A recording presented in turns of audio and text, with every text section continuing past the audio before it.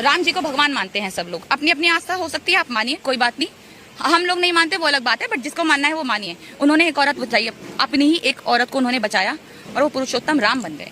हमारे देश की सारी औरतें जो जी पा रही है वो बाबा साहेब की वजह से जी पा रही हैं, उनकी वजह से सांस ले पा रही है, उनकी वजह से पढ़ लिख पा रही है, उन्हीं की वजह से हमें आजादी है, उन्हीं की वजह से हमें मौलिक अधिकार है। तो एक्चुअल में तो हम बाबा साहेब को मानेंगे ना, और किसी को क्यों माने। एज अ वुमेन मैं तो बाबा साहेब को ही मानूंगी ना यहाँ पर बैठकर। तो दलितों को ये बात समझनी चाहिए, इनफैक्ट दलितों को नहीं, ये हमारे देश के सारे ही लोगों को बात समझनी चाहिए कि देश में जो सारे अधिकार हमें मिले हैं वो हमारे संविधान ने हमें दिए हैं। आप अगर एक औरत के बचाने के लिए राम को भगवान मान सकते हैं, आप उनके सामने दिन रात मत्था टेक सकते हैं, आप टेकिए, कोई बात नहीं, वो आपकी पर्सनल चॉइस है। बट जिसने सब कुछ किया उसको आप गाली बकेंगे, जिसकी वजह से देश की औरतें, मतलब एक जो हमने सिर्फ पढ़ा है, सुना है, उन चीजों को मानकर तो हम इतना ही ज्यादा आगे बढ़े हुए हैं। जो हमारी आंखों के सामने हुआ है, हमने देखा है, हमारे को संविधान से क्या क्या मिला, उनको हम बैठकर गाली बक रहे हैं, उनकी हम मूर्तियां तोड़ रहे हैं, उनकी मूर्तियों पे हम काली पोत रहे हैं। तो सबसे बड़ा बेवकूफ तो हम ही हुए ना, सबसे बड़े बेवकूफ तो ये देश के लोग हुए कि वो ये सब चीजें कर रहे हैं।